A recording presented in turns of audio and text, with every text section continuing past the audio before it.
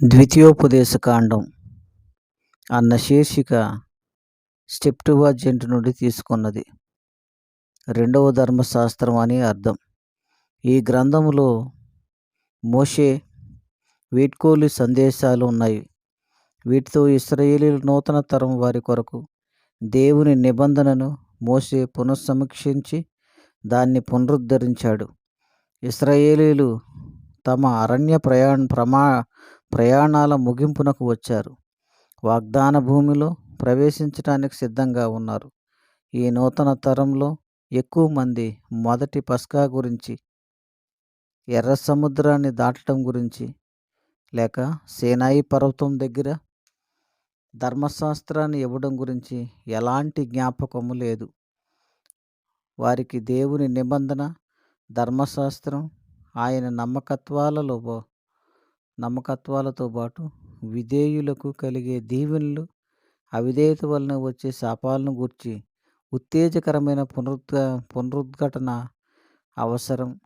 అవిధేయులైన నిర్గమాతరం ఇశ్రాయేలీయుల 39 సంవత్సరముల తిరుగుబాటు చరిత్రను సంఖ్యాకాండం ఆమోదు చేస్తే, ఒకే ప్రాంతంలో అనగా యెరికో పట్టణానికి తూర్పున యొర్దాను నది దగ్గర మోయేబు మైదానంలో జరిగిన ఒకే ఒక్క నెల చరిత్రను ద్వితీయోపదేశకాండం గ్రంథస్థం చేసింది.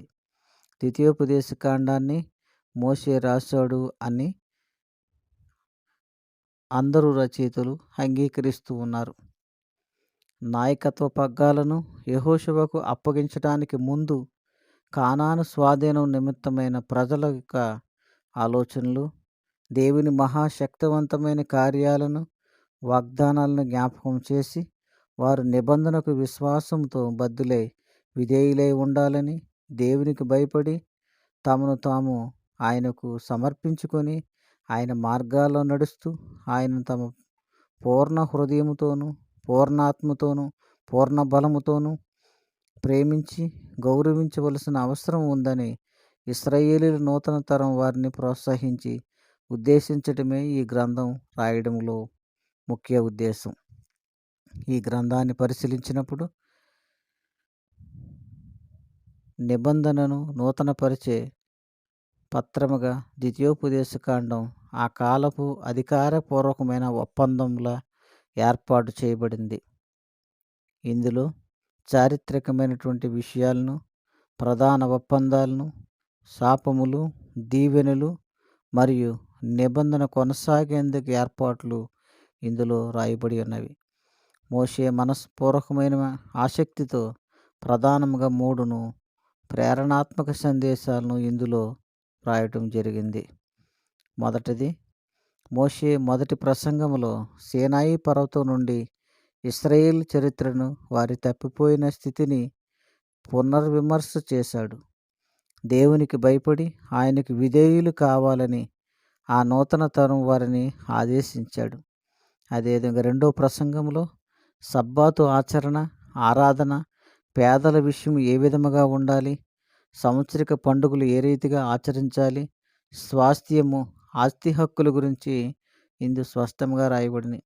లైంగిక అవినీతికి దూరంగా ఉండాలని, దాసీలను చూసే విధానం ఏ విధంగా ఉండాలనే స్పష్టమైన నియమ నిబంధనలు ఇందులో తెలియజేశాడు.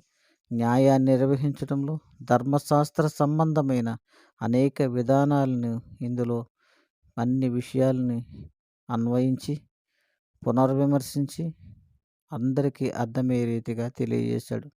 ఇక మూడో ప్రసంగంలో ఇశ్రాయేలీయులు విధేయత, అవిధేయత వలన వారికి వచ్చే దీవెనలను, శాపాలను వివరించాడు.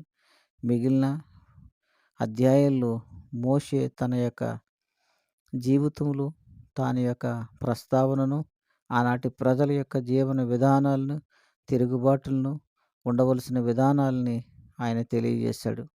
ప్రత్యేకంగా మనం గమనించినట్లయితే 4 పెద్ద విషయాలను అనగా ఈ యొక్క ద్వితీయోపదేశకాండ గుణలక్షణాలు 4 పెద్ద భాగాలుగా విభజించవచ్చు. అందులో ఒకటి, దేవుని స్వభావం మీద, ఇశ్రాయేలీయులతో ఆయన నిబంధన మీద దృష్టి నిలపడం ద్వారా నూతన తరం వాగ్దాన దేశాన్ని స్వతంత్రించుకోవడానికి ఇది అవసరమైన పునాదిని ప్రోత్సహిస్తున్నది. రెండవదిగా చూసినప్పుడు రెండవ ధర్మశాస్త్ర గ్రంథముగా ఇది ఉన్నది. దీనిలో ఇశ్రాయేలీయుల 120 ఏళ్ల నాయకుడు మోషే పంచకాండాలలో దీన్ని ముందున్న 4 గ్రంథాల్లో జరిగిన విషయాల్ని ఇది మరొకసారి తెలియజేస్తూ, అట్టి విషయాల్ని ఏ విధముగా సంక్షిప్తంగా వివరించాలో ఆ రీతిగా సంక్షిప్తంగా ఆనాటి ప్రజలకు వివరించాడు. 3. ఇది జ్ఞాపకాల గ్రంథముగా ఉన్నది. ద్వితీయోపదేశకాండం స్వభావ సిద్ధంగా బోధించేదేంటంటే జ్ఞాపకం ఉంచుకోండి, మరిచిపోవద్దు అన్నదే. ద్వితీయోపదేశకాండం దేవుని పరిపూర్ణమైన మార్పులేని వాక్యంలో ఇప్పటికే బయలుపరచబడినటువంటి ఆయన సత్యాన్ని మనసులో నిలుపుకొని దాని లోబడి ఉండాలని ప్రోత్సహిస్తున్నది. 4.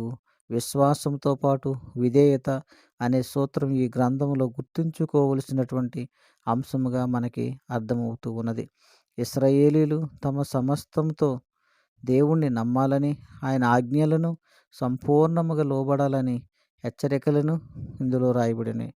అంతేగాక విశ్వాసము, విధేయతలు దేవుని సంపూర్ణ దీవెనతో ఆయన వాగ్దానాలను స్వతంత్రించుకునే శక్తినిస్తాయని, మరోవైపు అవిశ్వాసం, అవిధేయతలు అన్నిటిలోనూ వరుసగా వైఫల్యాలను ఏ విధముగా వస్తాయో కూడా వివరించాడు. ఇది నూతన నిబంధనలో నెరవేర్పులో కొన్ని విషయాలని తెలియజేస్తుంది. యేసు అపవాది చేత శోధింపబడినప్పుడు ఆయన ద్వితీయోపదేశకాండంలోని భాగాలను ఎత్తి చూపడం ద్వారా వానిని ఎదుర్కొన్నాడు. అంతేకాక ఆజ్ఞలన్నిటి ప్రధానమాజ్ఞని ఈ యొక్క ద్వితీయోపదేశకాండం నుంచి తీసుకుని వివరించడం జరిగింది. అదేవిధంగా క్రొత్త నిబంధన గ్రంథంలో కూడా ఈ యొక్క విషయాల్ని దాదాపు 100 సార్లు ఎత్తి చూపినట్లుగా గమనించగలం. ద్వితీయోపదేశకాలను కనిపించే ఆధ్యాత్మిక గుణలక్షణాలే కొత్త నిబంధనలో ప్రత్యక్షతకు పునాది వేసినవి. ఈ రీతిగా ద్వితీయోపదేశకాండం ఆదికాండం నుండి అదేవిధంగా ప్రసంగము గ్రంథం వరకు కూడా, మరియు అక్కడి నుండి చూసుకున్నప్పుడు ప్రతి గ్రంథములోనూ నూతన నిబంధన అంతటిలోనూ కొన్ని విషయాల్ని స్పష్టంగా తెలియజేస్తూ ఉన్నది. నూతన నిబంధనలో అనేకమైన విషయాలను ద్వితీయోపదేశకాండంలో ఉన్నటువంటి గుణలక్షణాలను గూర్చి వివరిస్తూ ఉన్నది.